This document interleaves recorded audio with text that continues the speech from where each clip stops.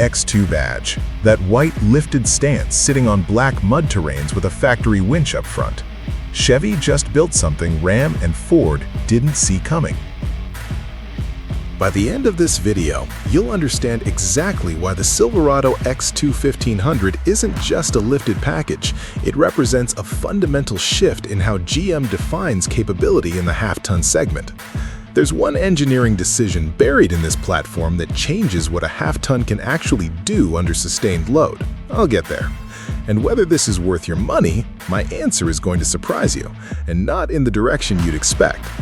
We're covering the chassis architecture that makes this truck genuinely threatening, an interior GM has never built at this level before, and a backstory that, if sources are accurate, didn't begin on a showroom floor. Here's the most significant decision in this vehicle, and it isn't the lifted stance and it isn't the factory winch. It's adaptive frame stiffening. GM didn't lift this truck and call it a day.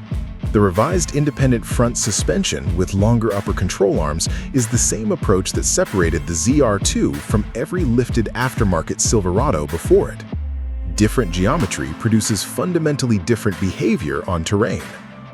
Embedded strain sensors throughout the hydroformed frame monitor flex loads continuously. When payload sensors detect threshold stress, electrohydraulic nodes at the frame rails increase lateral rigidity by up to 18%. Less frame twist under load, which directly reduces cabin vibration and improves trailer tracking on long hauls. For anyone who's pulled 10,000 pounds over 3 states, that is not a marginal improvement. It's the difference between arriving rested and arriving worn out. Complexity adds failure modes. That concern is valid, but the engineering reasoning is sound. The cabin tells the next part of that story.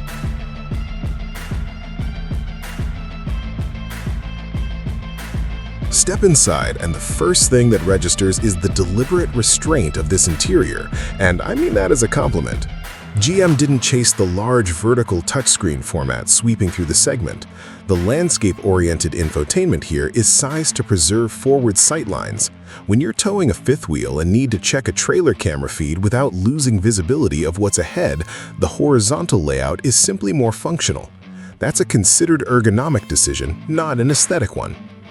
The dark grain wood trim rack reads as genuine material, not a photo-printed vinyl wrap. For a truck positioning itself at high country price points, that choice signals a different interior intent than the aluminum and carbon brief that has dominated the off-road premium space. Speculative tech number 2, predictive cabin orientation.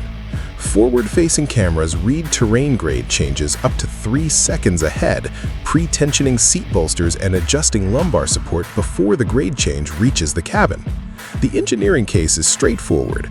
Your body corrects for terrain transitions involuntarily, and sustained involuntary muscle correction is a primary source of driver fatigue on extended off-road runs. This system reduces that correction load at the source. Now, I want to be straightforward about this. The physical HVAC execution here is right. Rotary temperature dials, physical buttons for seat heat and defrost, no buried submenus. For anyone who has driven a truck with purely touchscreen climate control through a January commute, you already understand why this matters. Where I think they missed the mark is the B-pillar trim and lower door panel sections. The materials there don't match the cabin's upper ambition. At this price point, that's a detail buyers will notice on day 2. If you're stepping out of a Ram 1500 Laramie interior, the X2 will feel comparably appointed on material quality and ahead on functional control layout, a comparison GM wouldn't have won 5 years ago on this nameplate. And the engineering decision I teased at the start, the chassis and the interior brief are connected in a way that only becomes clear when you see the performance picture. Here's what I can tell you now. The backstory behind this truck goes further than a product brief. What GM built here was shaped by a conversation that didn't happen in a design studio. The performance numbers tell that story directly, and that's exactly where we're going.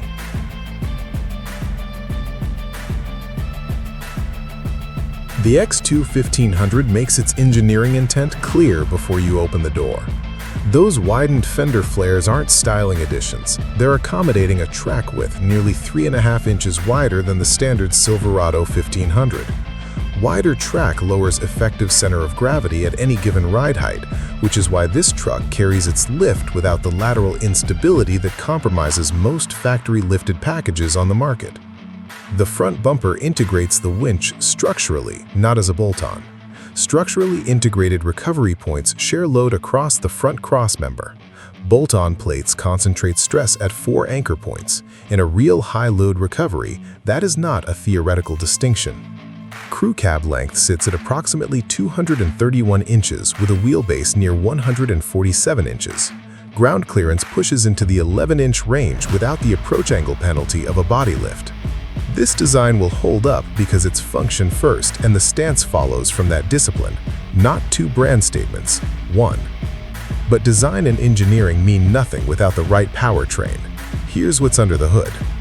The X2 1500 is expected to run the 6.2-liter Ecotec 3 V8, naturally aspirated, producing between 430 and 450 horsepower and approximately 460 pound-feet of torque. The torque curve is linear from low RPM. For towing, that linearity matters more than a peak horsepower figure. Speculative tech number 3. Thermal torque recovery. Exhaust heat captured through a heat exchanger pre-charges a 48-volt mild hybrid buffer under cold start towing conditions. Hook a cold trailer in January and pull onto a highway ramp, conventional drivetrains produce a measurable torque hole in the first 8 to 12 seconds. Thermal torque recovery fills that gap before the driver notices it. For anyone who has driven the Ram TRX's supercharged 6.2, 702 horsepower, significant price premium, and a supercharger service schedule to match, the X2's naturally aspirated output will feel deliberate rather than understated. At 100,000 miles, that maintenance difference looks very different on a service invoice. This is a seriously capable work platform. Whether it justifies its price is the question that matters, and that's where we're going next. Here's what I actually think, and I'll be completely straight with you. The X2 wasn't designed around a sales target. The integrated winch, the adaptive frame stiffening, the thermal drivetrain management, they point toward a brief that goes well beyond retail intent, and that changes how you should read the price.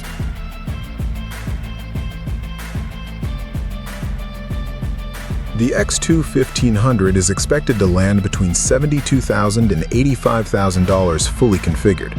A Ram 1500 TRX starts at $80,000 and runs past $90,000 loaded. The F-150 Raptor R sits at $82,000 before options. The X2 positions itself inside that window with a naturally aspirated powertrain, a work-capable chassis, and a service cost profile that holds up meaningfully better at the 60,000-mile mark. Silverado 1500 residuals have tracked above segment average for 3 consecutive model cycles.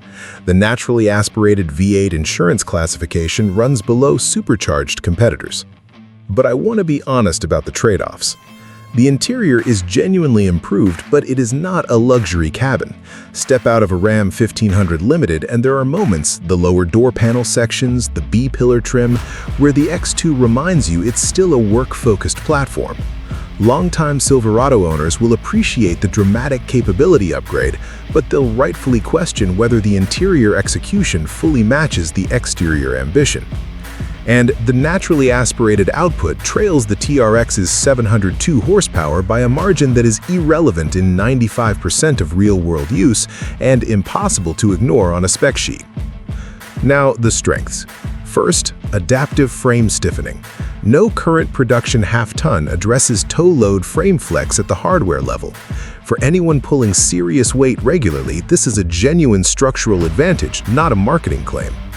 Second, the integrated winch and structural recovery system, the correct engineering approach and rare at this price point without a purpose-built off-road platform.